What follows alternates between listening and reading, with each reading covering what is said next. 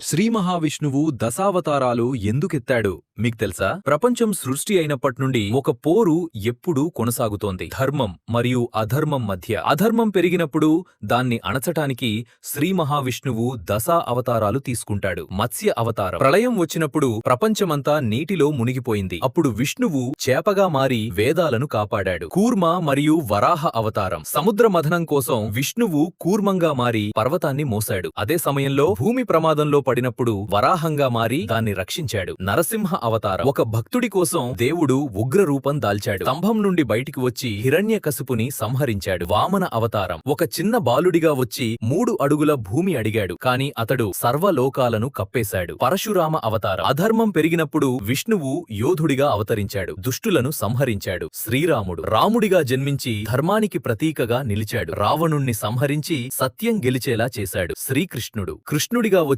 వచ్చి గీత ద్వారా జీవన సత్యం చెప్పాడు. గౌతమ బుద్ధుడిగా అవతరించి శాంతి అహింస మార్గాన్ని చూపించాడు. కల్కి అవతారం. కలియుగం చివరలో విష్ణువు కల్కిగా వచ్చి అధర్మాన్ని అంతం చేస్తాడు. ధర్మం కోసం దేవుడు ఎప్పుడూ అవతరిస్తాడు. కాని ఆ దేవుడు మనలోనే ఉన్నాడు. ఓం నమో నారాయణాయ అని కామెంట్ చేయండి.